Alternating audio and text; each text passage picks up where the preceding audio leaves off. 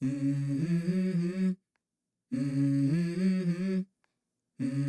let's start Yes, now. sir. C Yes, sir. Let's go. plus I wake up to a little bit of drool on my pillow, feel like it's gonna be a bad day. इसको बोलते हैं Yeah, I'm C tired of shit, and the coffee ain't PP, hit yet. Damn, इसको ain't that बोलते हैं great. C plus I don't wanna plus go to work, 'cause और my न boss जाने is a क्या क्या jerk, and बोलते I'm हैं, not आगे even लिखेंगे, that ठीक है। paid. I need a सो ये change in क्या my है, life, 'cause सबसे I पहले तो don't feel समझ alive, लेंगे and कि there's ये nothing what that is makes me this. happy. देखो हमने स्ट्रक्चर Hold my सीखा, beer for a right. minute, I'm about to quit my job, structure cash सीखा। in for a ticket. I'm going on a trip, Yes, and sir. I C don't plan to language का क्या visit. था, I'm gonna structure. stay there till I feel like I'm structure C winning. Language का एक database And था, this is एक just data the type था, beginning. Right. I need a big change, data help me type Yes, था, sir. feel like living. Right. I need ये a कौन big सा data swing, type home था, runs I'm hitting, and I'll never user look back. Defined data Moving type. on till I User-defined get it data all. type. User defined data type का structure, right. अब क्या होता था जब structure हम बनाते थे, जब स्ट्रक्चर का वेरिएबल क्रिएट होता था, मान के चलो स्टूडेंट नाम का स्ट्रक्चर था और उसका आप डेटा वेरिएबल क्रिएट करते थे इसके नाम से। तब मैंने बताया था आपको कि बैकएंड में क्या होता था, इसके लिए जो मेमोरी लगने वाली है, इसके अंदर जो वेरिएबल थे उसकी मेमोरी वो पक्का लेता ही लेता था, चाहे आप उसको यूज करो या ना करो, राइट। बराबर है। Yes, sir. आप मान के चलो आपके पास ये स्टूडेंट है, स्टूडेंट में आपने स्ट्रक्चर यहाँ पे ऐसे बनाया, इस तरीके से आप ऐसे लिखते थे स्ट्रक्चर, नाम लिखते थे स्ट्रक्चर का, ये नाम होता था। उसके बाद हम उसका ब्लॉक बनाते थे और ब्लॉक में अंत में हम क्या करते थे, सेमीकोलन। इसमें लिखते थे कि हम क्या लिखते थे, आईडी, आईडी आईडी, फिर लिखते थे फ्लोट, मार्क्स लिखते थे, फिर लिखते थे कैरेक्टर, नेम का एक एरे बनाते थे, और ये एक नेम होता है, ठीक है।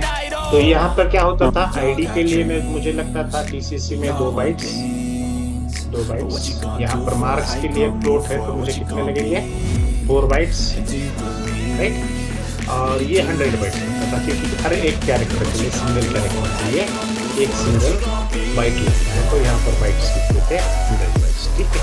अब क्या होता था, ये 2 बाइट, ये 4 बाइट और 100 बाइट कितने हो रहे हैं, 116 बाइट हो रहे हैं टोटल, बराबर है, 116 बाइट्स।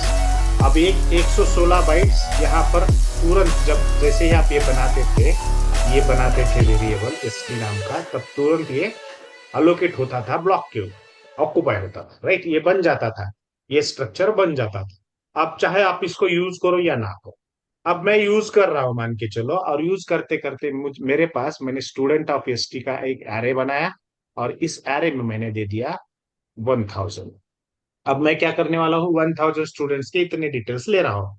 तो इसको अगर 1000 से मल्टीप्लाई करते हैं, देखो मल्टीप्लाई बाय 1000 कर दिया तो कितने बाइट्स होंगे, कितने होते हैं, 1000.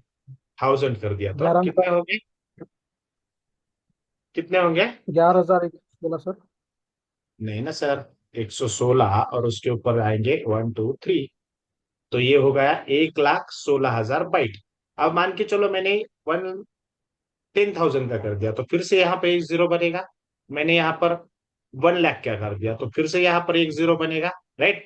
मान के चलो मैंने यहाँ से और 2 जीरो बनाए तो यहाँ पर और 2 जीरो बनेंगे, बराबर है।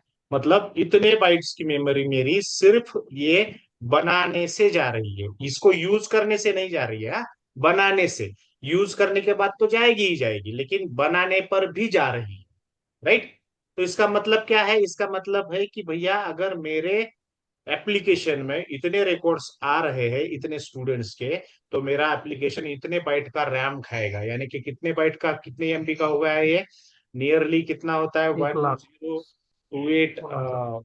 बाइट्स का एक एमबी बनता है, कितने बाइट्स का एक एमबी बनता है, राइट। तो इसको अगर डिवाइड Yes. करते हैं इससे तो कितना आएगा, इसको अगर डिवाइड करते हैं इससे तो अप्रोक्सीमेटली, देखो ना आप, अप्रोक्सीमेटली ही करते हैं हम, इसको 3 निकाल लो यहाँ से और ये यहाँ तक इतने आए, ये यहाँ पर अप्रोक्सीमेटली बोल रहा हूं मैं, तो अप्रोक्सीमेटली मेरा इतना एमबी जाएगा। यानी कि अगर मुझे, मैं फिर से इसको क्या करूंगा, इसको फिर से 1028 से डिवाइड करूंगा और फिर से इसका 3 निकाल दूंगा मैं यहां से, तो ये इतने जीबी जाएगा। देखो 1160 जी. जीबी होता है क्या किसी का रैम, बताइए कौन सी सिस्टम ऐसी है जिसका रैम इतना होगा, है आज की डेट में कोई सिस्टम? नहीं है। रैम है मैक्सिमम आज की डेट में 64 GB। इससे ज्यादा रैम नहीं है। तो इसका मतलब क्या है, ये प्रॉब्लम है हमारे लिए ना, राइट? अगर बड़े एप्लीकेशंस यस बनेंगे, बड़े एप्लीकेशंस में सिर्फ 3 ही डेटा ले रहा है यार, इसमें 10-15 डेटा लेता, 1000 डेटा लेता, तो तब तो फिर वाटी लग जाती थी एप्लीकेशन की, राइट? बराबर है ना? तो इतने सा यस सर। कम जीबी के इसमें ये मेरा इसको हॉरिजेंटल स्केलिंग बोलते हैं। ये हॉरिजेंटल स्केलिंग में मुझे ये मेरा एप्लीकेशन काम नहीं कर पाएगा यार, राइट? तो इसके लिए कुछ सॉल्यूशन चाहिए होगा, तो ये सॉल्यूशन फाइंड आउट किया हमारे एक साइंटिस्ट थे, जिन्होंने इसको सॉल्यूशन फाइंड आउट किया, जिनका नाम है बी जारने। क्या है? बी जारने याद नहीं। स्ट्रॉस स्ट्रॉस क्रॉस। Stroustrup Stroustrup. देखो नाम थोड़ा सा डिफिकल्ट लगेगा आपको, बट ये इंसान बहुत प्यारा है। इसने बहुत हमारा फायदा किया है। इसने फिर से वही लैब, कौन सी? बेल लैब हमारी थी ना, AT&T बेल लैब, जहां पर डेविस डेविस रिची ने सी लैंग्वेज का इन्वेंशन किया था। उसी लैब में इन बिजार ने स्टॉरस्टॉप में एक प्रोग्रामिंग लैंग्वेज बनाई और उसको नाम दे दिया सी विथ क्लासेस। क्या नाम दिया? सी विथ क्लासेस। और ये बनाई कब है? 1983। 1983 मतलब ये लगभग कितने साल के बाद बनी सी लैंग्वेज आने के बाद? 10 साल के बाद। ठीक है, राइट? Yes sir. यस। तो कब बनी ये? हम्म, 1983 में बनी। किसने बनाई? हाँ। बिजार ने स्ट्रास्टॉप ने बनाई। और इसको नाम क्या दे दिया? सी विथ क्लासेस। मतलब सी पूरी रहेगी, सिर्फ क्या आएगा उसमें? क्लास नाम का डेटा टाइप ऐड होगा, तब ये बनेगी C++। समझ में आ रहा है? Yes sir. राइट? आ रहा है समझ में? सो सी प्लस यस। प्लस में अब क्या हुआ, ऐसा क्या किया सी प्लस प्लस ने जो कि इतनी वो पॉपुलर हो गई? तो सी प्लस प्लस सबसे पहले तो जान लो कि ये एक प्रोसीजरियल प्रोग्रामिंग लैंग्वेज है। प्रोसीजरियल प्रोसीजरल प्रोग्रामिंग लैंग्वेज है। क्या है? जैसे सी लैंग्वेज है ना हमारी, सी लैंग्वेज ही है ना ये। सी विथ क्लासेस का मतलब क्या है? सी विथ क्लासेस का मतलब क्या है? बोलो। सी विथ क्लासेस का मतलब क्या है? सी लैंग्वेज ही है ना, राइट? तो सी लैंग्वेज है तो क्या होगी? प्रोसीजरल होगी, क्योंकि ये भी प्रोसेस को बहुत स्ट्रिक्टली फॉलो करती है, राइट? अब क्या ओके सर। करेगी इससे ज्यादा, और क्या होगा इसमें? एफिशिएंसी है सी लैंग्वेज की। एफिशिएंट है ये, क्या है? एफिशिएंट है, लाइक सी। सी लैंग्वेज की जितनी एफिशिएंट है, मतलब वो डायरेक्टली रैम के ऊपर ही काम करती है। ठीक है। अब ये जो प्रोग्रामिंग लैंग्वेज है ना C++, इसमें क्या क्या बना है देखो। सिस्टम सॉफ्टवेयर्स बने हैं। सिस्टम सॉफ्टवेयर्स बने हैं। फिर क्या बना है? फिर बना है application softwares. Application softwares softwares फिर क्या बना है? बहुत सारी चीजें बनी है। डिवाइस ड्राइवर्स बने हैं। डिवाइस ड्राइवर्स, ये मालूम है डिवाइस ड्राइवर्स क्या होते हैं? हाई, नहीं सर। बोलो। Embedding no sir. सिस्टम्स बने हैं। एम्बेडेड सिस्टम्स बने हैं। सिस्टम्स बने हैं। और क्या बना है? ये डिवाइस ड्राइवर्स नहीं पता है आपको? अरे बहुत ये आसान है यार। फिर बना है entertainment softwares. Entertainment softwares entertainment softwares तो मालूम होंगे ना आपको, लाइक मालूम है? वीडियो हाँ। गेम्स। वीडियो गेम्स किसने देखे हैं आज? खेले होंगे ना कभी? तो ये सारे वीडियो गेम्स इसमें बने। ठीक है। सो इतने सारी चीजों के लिए आज की डेट में इसको यूज किया। ये डिवाइस ड्राइवर क्या है मालूम है क्या? जैसे आप कोई नया प्रिंटर खरीदते हो, या आपने कोई USB खरीद ली नहीं और वो सिस्टम को लगा दी, तो वो अपने आप नहीं काम करेगी, उसके लिए एक ड्राइवर जरूरी पड़ेगा। ठीक है, जो सिस्टम को बताएगा कि ये क्या होती है, ये पेन ड्राइव क्या है, ऐसा बताएगा। ठीक है। तो उसको बोला जाता है डिवाइस ड्राइवर्स। प्रिंटर लोगे तो प्रिंटर के साथ एक CD आएगी, राइट? ड्राइवर्स। अगर आप एंटीवायरस लोगे तो एंटीवायरस का भी एक पैकेज आएगा। तो वो जी सर। ड्राइवर्स होते हैं कि ये अपनी सिस्टम को समझाते हैं कि भैया ये जो है ये ऐसा काम करेगा, इसको ऐसे काम करना चाहिए। ठीक है। तो देखेंगे उसको, उस ज्यादा जरूरत नहीं है, बस एक इंट्रोडक्शन के लिए आपको दिखाया कि ये सारी चीजें इसमें बनी है। राइट, बहुत सारी चीजें यार। आपने कभी माया नाम का सॉफ्टवेयर सुना होगा? माया, ये डिजाइनिंग का सॉफ्टवेयर है, ग्राफिक डिजाइनिंग का। नहीं। नहीं सुना नहीं। है? नहीं सुना नहीं है? सर, सुना है हाँ, सर। सुना है ना? सुना है सर। यस सर, सिविल अब इंजीनियर। ये भी सुना होगा आपने, अमेजोन, गूगल, ये तो सुने हैं सबने। ये वेब सर्विसेज है, देखो अमेजोन वेब सर्विसेज होता है, Amazon web services, yes sir. सुना होगा ना, वेब अमेजोन वेब सर्विस। फिर गूगल के भी वेब सर्विसेज है, ये सब इसमें बना है, सब इसमें बना है। तो ये क्यों बनाया गया है इसमें? क्योंकि ये स्केलेबल प्रोग्रामिंग लैंग्वेज है। क्या है? स्केलेबल। स्केलेबल का मतलब एक एक तैयार करते हो तो इसके साथ हजारों भी तैयार कर सकते हैं, स्केल बढ़ जाता है उसका। फिर ये कॉम्पिटिबल है। कॉम्पिटिबल है, कॉम्पिटिबल का मतलब है किसी भी मशीन पे ये काम करेगा। फिर क्या है? स्टेबल भी है। स्टेबल क्यों है? क्योंकि ये इसमें ज्यादा अपग्रेड्स नहीं आते हैं। इसमें ज्यादा अपग्रेड्स नहीं आते, एक बार कर दिया तो ये हमेशा चलता रहेगा। ठीक है, तो इसीलिए ये यूज कर करके इतने सारे एप्लीकेशंस आज की डेट में बनाए जाते हैं यूजिंग सी प्लस प्लस, या जिसको हम सी विथ क्लासेस बोलते हैं, जिसका ओरिजिनल नाम क्या है? सी विथ क्लासेस। और क्या क्या है इसने, क्या क्या किया है? और देखो, इसने सबसे बड़ा काम किया है, इसने सबसे बड़ा काम किया है इन्फ्लुएंस करना। किसको इन्फ्लुएंस किया मालूम है आप? इसने जावा को इन्फ्लुएंस किया। और अगर आपको बताऊं मैं, तो इसने ना इसको भी इन्फ्लुएंस किया है। देख रहे हो सर? यस सर, क्या हैश है ये? की। सी हैश हैश की। बनाई गई है किसमें? सी प्लस प्लस में।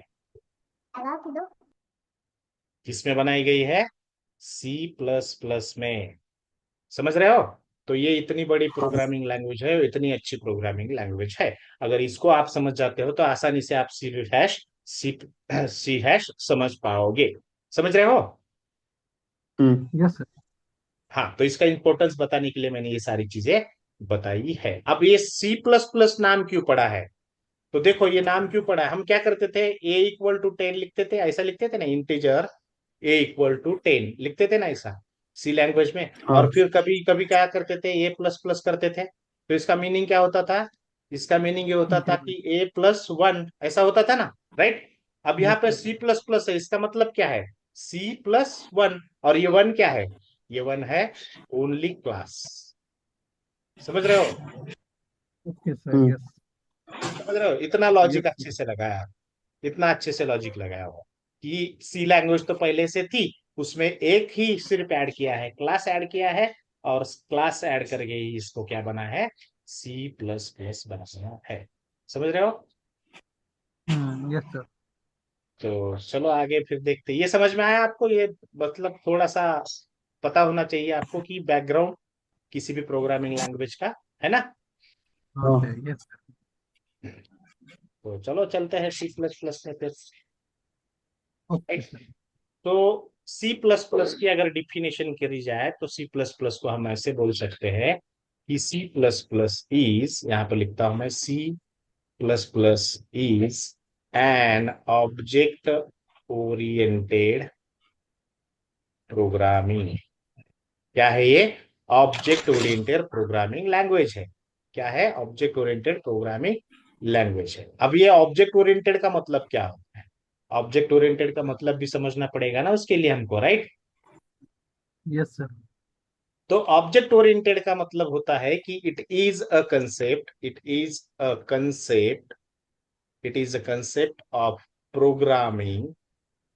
और ये जो कंसेप्ट है ना, इस कंसेप्ट को जो प्रोग्रामिंग लैंग्वेज अडॉप्ट करती है, यूज करती है, उसको क्या बोलते हैं? ऑब्जेक्ट ओरिएंटेड प्रोग्रामिंग लैंग्वेज बोलते हैं। सो ऑब्जेक्ट ओरिएंटेड का मीनिंग क्या है? ऑब्जेक्ट ओरिएंटेड का मीनिंग है ये एक कंसेप्ट है। ऑब्जेक्ट ओरिएंटेड क्या है? एक कंसेप्ट है, is a concept of programming. And अपनी जो सी प्लस प्लस है, ये क्या करती है? दिस कंसेप्ट, ये कंसेप्ट यूज करती है, यूजेस दिस कंसेप्ट, ऐसा बोल सकते हो। ठीक है, समझ में आ रहा है? इसीलिए सी प्लस प्लस को हम क्या बोलेंगे? Object oriented programming language.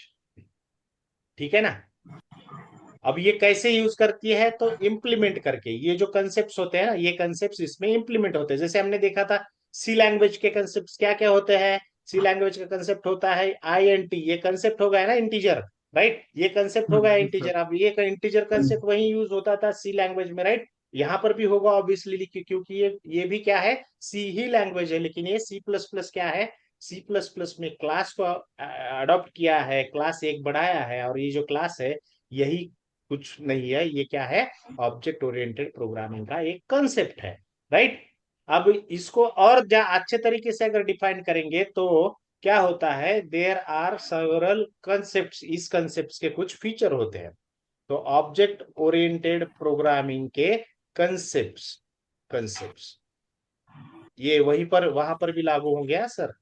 कहां पर? C# में, ठीक है? तो कंसेप्ट होता है, पहला कंसेप्ट होता है क्लास। पहला कंसेप्ट ऑब्वियसली क्लास रहेगा, राइट? फिर उसका ही क्या होता है, ऑब्जेक्ट, उसका ही कंसेप्ट होता है ऑब्जेक्ट, दूसरा concept.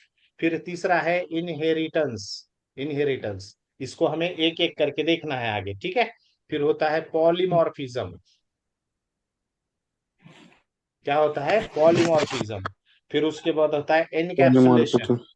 Encapsulation, encapsulation and data abstraction, data abstraction, ये सब सिखाने वाला हूं मैं आपको, टेंशन मत लो, चिंता मत करो, ठीक है? Data abstraction. फिर होता है डायनामिक बाइंडिंग। डायनामिक बाइंडिंग, ये डायनामिक वर्ड आपने सुना है सी लैंग्वेज में, पॉइंटर्स के साथ काम करते हुए, राइट? ये यहाँ पर भी यूज होता है डायनामिक बाइंडिंग, यानी कि एक चीज को दूसरी चीज के साथ रन टाइम में जोड़ते रहना, इसको बोलते हैं डायनामिक बाइंडिंग। फिर आता है सेवन कंसेप्ट, जो है मैसेज पासिंग। इसका यार अपना एक खुद का तरीका होता है मैसेजेस को पास करने का। क्या होता है? अपना खुद का एक तरीका होता है मैसेजेस को पास करने का। समझ रहे हो आप? खुद का एक तरीका होता है मैसेजेस को पास करना। तो हम्म। ये सेवन सेवन फीचर्स है। क्या है ये? Seven features of, seven features of OOPs. अब उप्स का मतलब क्या है? ऑब्जेक्ट ओरिएंटेड प्रोग्रामिंग, ठीक है? तो ये 7 कंसेप्ट होते हैं जिनके ऊपर ये प्रोग्रामिंग चलती है, और 4 पिलर्स होते हैं, 4 पिलर्स ऑफ उप्स। इस पे ही सारा चीज होता है, इसी पे सब होता है, इसके बाहर कुछ नहीं होता है। तो ये 4 पिलर कौन से है? पहला पिलर है एब्स्ट्रैक्शन, एब्स्ट्रैक्शन, एब्स्ट्रैक्शन। दूसरा पिलर है एनकैप्सुलेशन, एनकैप्सुलेशन। तीसरा पिलर पिलर है इनहेरिटेंस, इनहेरिटेंस। और चौथा पिलर है तुम्हारा पॉलीमॉर्फिज्म, पॉलीमॉर्फिज्म। ये 4 पिलर्स होते हैं, 4 pillars of object oriented programming language, ठीक है? तो किसी भी ऑब्जेक्ट ओरिएंटेड प्रोग्रामिंग लैंग्वेज में अगर आपको ये सारी चीजें दिखती है, तो इसका मतलब क्या होता है, ये एक प्रोग्रामिंग लैंग्वेज है जो ऑब्जेक्ट ओरिएंटेड प्रोग्रामिंग लैंग्वेज के कैटेगरी में आती है, राइट? तो कैसे पहचानेंगे फिर? पहचानेंगे इन 4 पिलर्स की वजह से, और ये 7 फीचर जिस प्रोग्रामिंग लैंग्वेज में होंगे, वो प्रोग्रामिंग लैंग्वेज क्या होगी? हमारी ऑब्जेक्ट ओरिएंटेड प्रोग्रामिंग लैंग्वेज होगी, राइट? यस समझ रहे सर। हो? अब अब यस सर। अब बारी आती है, जैसे हमने सी लैंग्वेज में सीखा था, वैसे ही यहाँ पर how to create application, application in C++। It's very simple, बहुत आसान है। क्या करना पड़ेगा एप्लीकेशन क्रिएट करने के लिए? चलो देखते हैं स्टेप बाय स्टेप, चलेगा? Yes sir. तो पहला स्टेप तो क्या है? Open TCC। दूसरा स्टेप क्या रहेगा? ऐड हेडर, वही है ना, हेडर फाइल्स, यस ठीक सर। है? अब इसमें ना एक अलग हेडर फाइल होती है, IO stream .h नाम की। क्या है? IO stream .h। अब इसको बोला जाता है input output, input output, input output stream, input output stream. Stream का मतलब ब्रांच होता है, राइट? इनपुट और आउटपुट से रिलेटेड जो भी स्ट्रीम रहेंगे, ब्रांचेस रहेंगे, वो सारे के सारे कहाँ रहेंगे? इसमें, इन iostream.h नाम के हेडर फाइल में रहेंगे, ठीक है? सो iostream डॉट एच जो है ये कॉम्बिनेशन है। ये क्या है, एक कॉम्बिनेशन है। It's a combination of two classes. दो क्लासेस का कॉम्बिनेशन है। पहला इन स्ट्रीम, इन स्ट्रीम, और दूसरा है आउट स्ट्रीम। एक इन स्ट्रीम है और दूसरा आउट स्ट्रीम है। इसको इन स्ट्रीम, आउट स्ट्रीम की जगह पे ओ स्ट्रीम बोलो, और इसको इन स्ट्रीम की जगह पे आई स्ट्रीम बोलो। ठीक है, समझ में आ रहा है? दो क्लासेस का कॉम्बिनेशन होता है IO stream dot H header file के अंदर। तो हमको क्या करना पड़ेगा फिर, ये हेडर फाइल ऐड करनी पड़ेगी सेकंड स्टेप में। थर्ड स्टेप क्या है? थर्ड स्टेप में क्या करते हैं हम, बोलो? ऐड मेन फंक्शन, क्योंकि उसके सिवा कुछ नहीं होगा यहाँ पर भी, राइट? void में। ऐड मेन फंक्शन, और मेन फंक्शन का क्या लिखना पड़ेगा, ब्लॉक बनाना पड़ेगा। सिंपल है।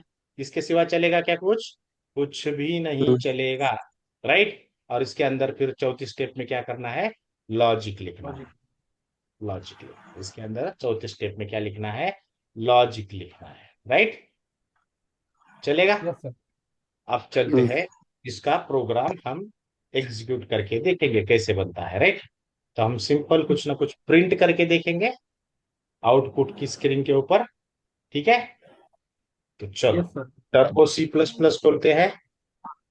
टर्बो सी प्लस प्लस खोलते हैं।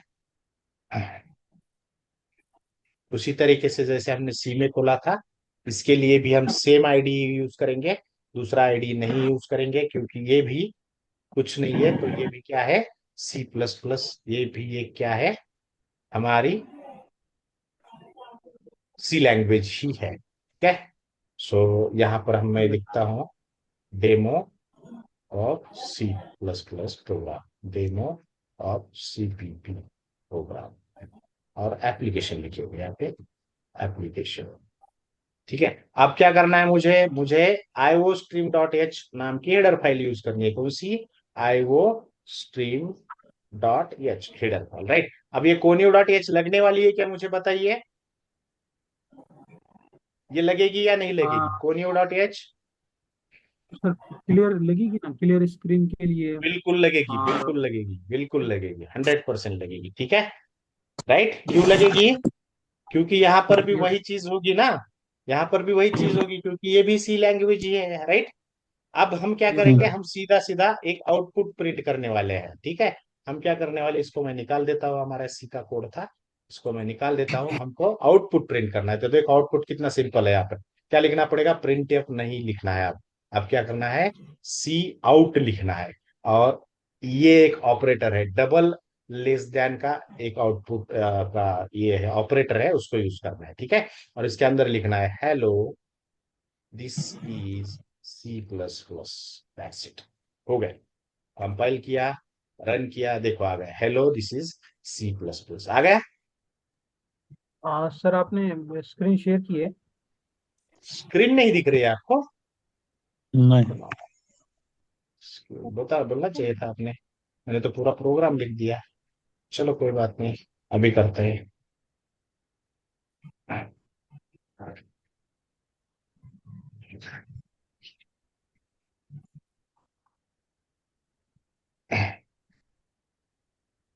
चलो, तो मैंने क्या किया अब तक, ये सब ये हटा देता हूँ। चलो, अब मुझे क्या करना है, सिंपल कुछ ना कुछ प्रिंट करना है। तो प्रिंट करने के लिए यहाँ पर ना प्रिंट एफ नहीं यूज किया जाता है, सी आउट यूज किया जाता है। और ये जो लेस देन ऑपरेटर हम यूज करते थे, ये डबल ऑपरेटर यूज करना पड़ता है। लेस देन मैं बताता हूँ सारी चीजें कैसे होता है, क्या होता है। यहाँ पर लिखता हूँ hello this is C plus plus, that's it. और यहाँ पर सेमीकोलन देंगे, क्योंकि स्टेटमेंट खत्म हो रहा है। कंपाइल किया, रन किया, देखो आउटपुट आ गया, hello this is C plus plus, आ गया, दिख रहा है ना? Yes sir. हाँ, हाँ। तो आप बोलोगे कि सर ये यस सी सर। आउट क्या है, सी आउट क्या है, आप ऐसा बोलोगे सी आउट क्या है। तो देखो, C out is a object, it is an object of कौन से स्ट्रीम का, आईओ स्ट्रीम, यानी ओ स्ट्रीम। आउटपुट का जो स्ट्रीम है हमारा ऊपर जो है, दोनों मैंने बोला था ना, इसमें दो कॉम्बिनेशन है आईओ स्ट्रीम में। तो ओ स्ट्रीम जो था इसका, ये ओ स्ट्रीम जो क्लास है ना, इसका ऑब्जेक्ट है, क्या ऑब्जेक्ट है? सी आउट। समझ रहे हो? क्या है? सी आउट क्या sure. है? ऑब्जेक्ट है। किसका ऑब्जेक्ट है? ऑब्जेक्ट ओ स्ट्रीम क्लास का ऑब्जेक्ट है। ओ स्ट्रीम मतलब आउटपुट, आउटपुट वाला जो क्लास होगा उसका। जैसे वहां पर हेडर फाइल में क्या था, ऑब्जेक्ट किसको बोलेंगे हमारा सर एस अपन टी डी लोग? आई ओ डॉट एच था, S T D standard input output के लिए। यहाँ पर इनपुट और आउटपुट के लिए क्या बोला गया है? आप ऑब्जेक्ट ओरिएंटेड प्रोग्रामिंग लैंग्वेज में हो तो आप ऑब्जेक्ट को यूज करो, प्रिंट एफ और स्टेटमेंट स्कैन जैसे फंक्शंस को नहीं। समझ रहे हो? तो हमने वो यूज किया। अब इसके आगे ना ये जो ऑपरेटर दिख रहा है ना, ये इसको बोला जाता है एक्सट्रैक्शन ऑपरेटर। क्या बोला जाता है? Extraction Extraction. Operator. Extraction operator. Extraction operator, ठीक है। सो ए एक्सट्रैक्शन ऑपरेटर क्या है एक्चुअली? ये एक्सट्रैक्शन ऑपरेटर है ना, ये एक ओवरलोडेड ऑपरेटर है। क्या है? और ओवरलोडेड ऑपरेटर। ओवरलोडेड क्यों बोला जाता है? देखो हम क्या करते थे, इसको यूज करते थे ना, लेस देन को, राइट? लेस देन को यूज करते थे। लेस देन आता था तो क्या करता था? रिलेशनल ऑपरेटर है ये क्या करेगा? कंपेयर करेगा और हमको ट्रू और फॉल्स में वैल्यूज देगा, राइट? लेकिन हमने क्या किया, मतलब सी प्लस प्लस ने क्या किया है, इसी ऑपरेटर को डबल यूज किया और इसको अलग से इसका कुछ लॉजिक लिख लिया। इसको बोलते हैं ओवरलोडिंग। ये आगे आगे सीखने वाले हैं हम, अभी इसकी जरूरत नहीं है। बट आपको पता होना चाहिए कि ऑपरेटर क्या है। तो ये ऑपरेटर क्या है? एक्सट्रैक्शन ऑपरेटर है। क्या है? एक्सट्रैक्शन। ये एक्सट्रैक्ट करता है, एक्सट्रैक्शन ऑपरेटर। ठीक है, एक्सट्रैक्शन ऑपरेटर, दूसरा कुछ नहीं है, सिर्फ ये एक्सट्रैक्शन ऑपरेटर। आप बोलोगे कि सर मुझे इनपुट लेना है, तो इनपुट कैसे लेंगे? तो इनपुट लेने के लिए भी हमारे पास है ना यार, सी इन करेंगे। देखो सी आउट किया था वहां पर, यहां पर क्या करेंगे? सी इन करेंगे। क्या करेंगे?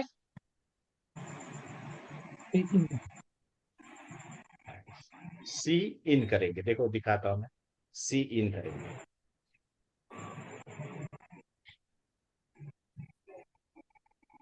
अब सी इन करना है तो क्या करना पड़ेगा हमको? थोड़ा सा अलग लिखना पड़ेगा। देखते हैं, यहाँ पर लिखते हैं enter two values to addition, ऐसा करते हैं, enter two values for addition. हम सिंपल देखना चाहते हैं कि इसको कैसे यूज करते हैं, ठीक है। और सी एन के आगे ना ये greater than symbol double use किया जाता है, यानी इसको मैं क्या बोलते हैं वो बताता हूँ आगे चल के। और यहाँ पर लिखेंगे हम, यहाँ पर लिखेंगे हम, क्या लिखेंगे? वेरिएबल्स लिखेंगे, जो वेरिएबल्स को हमको लेना है, जिसमें वो वैल्यूज लेनी है हमको, ठीक है। तो हम क्या करेंगे? सिंपली अगर वैल्यूज लेनी है तो हमको वेरिएबल डिक्लेयर करना पड़ेगा। तो सिंपल क्या करेंगे, यहाँ पर लिखेंगे ए और बी को डिक्लेयर करेंगे, ठीक है। और यहाँ पर इंसर्शन ऑपरेटर में, ये इसको इंसर्शन ऑपरेटर बोलते हैं, यहाँ पर लेंगे ए और यहाँ पर फिर से क्या करेंगे? बी लेंगे। दैट्स इट, हो गया। स्कैन एफ एंड साइन वगैरह कुछ नहीं है। और ये क्या है? इंसर्शन ऑपरेटर है। ये क्या है? Insertion operator. क्या है ये? Insertion operator. अब दो वैल्यूज आ गए हमारे पास, फिर क्या करना है हमें? फिर से क्या करना है? सी आउट लिखना है। क्या हुआ भाई?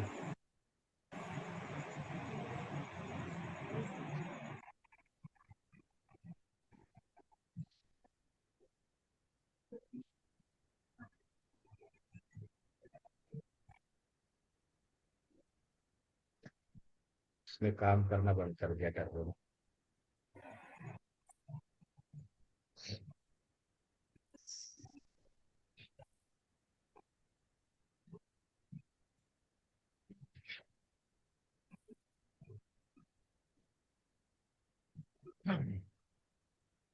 टाइम बहुत कम बचा है हमारे पास। देखो सी आउट लिखेंगे, फिर से एक्सट्रैक्शन ऑपरेटर यूज करेंगे और फिर क्या करेंगे? ए प्लस बी। लॉजिक लिखना है सिंपल, ए प्लस बी, ठीक है। तो देखते क्या आता है। रन किया, देखो enter two values for addition. Addition के लिए दो वैल्यूज ले, मैं 10 डालता हूँ और 20 डालता हूँ। देखो 30 आ गया, मेरा एडिशन आ गया, राइट? आ गया कि नहीं? अब इसमें मुझे एडिशन का भी वो डालना है, तो मैं कैसे करूंगा? एक्सट्रैक्शन ऑपरेटर यूज करूंगा। यहाँ पे लिखूंगा एडिशन इज, इसमें एडिशन इज ऐसा करके लिख दूंगा। That's it. और यहाँ पर ये थोड़ा सा मैं इसको हटा देता हूँ, ऐसे। कंपाइल किया, रन किया, एंटर टू वैल्यूज बोल रहा है, मैं 10 और 20 एंटर करता हूँ, एडिशन इज 30 आ गया। सो राइटिंग अ प्रोग्राम और application in C plus plus is that much easy. बहुत इजी बन रहा है अभी, राइट? आपको एंड साइन नहीं लिखना है, आपको फॉर्मेट स्पेसिफायर नहीं देना है। देना है क्या? फॉर्मेट स्पेसिफायर गया ना यहाँ से, गया कि नहीं? उसकी जगह पे क्या आ गया? सी इन सी आउट आ गया। बहुत आसान है, इसका प्रैक्टिस करके देख लो। पहले तो ये हम सिर्फ एप्लीकेशन कैसे बनाते हैं वो सीखना था हमें आज, और फिर कल देखते हैं बाकी बाकी चीजें, कि इसमें एरे वगैरह एक एक दो मैं प्रोग्राम्स बना के देखता हूँ, और उसके बाद हम सीखेंगे 6 7 फीचर्स और 4 fillers of object oriented programming language, ताकि हम सी हैश को अच्छे से समझ जाए। ठीक है, तो let's finish this meeting today. कल देखते हैं फिर कुछ नए प्रोग्राम्स के साथ, इसकी प्रैक्टिस करना। Video will be uploaded soon. चलो, see you tomorrow. Bye bye, take care. Okay sir, thank you.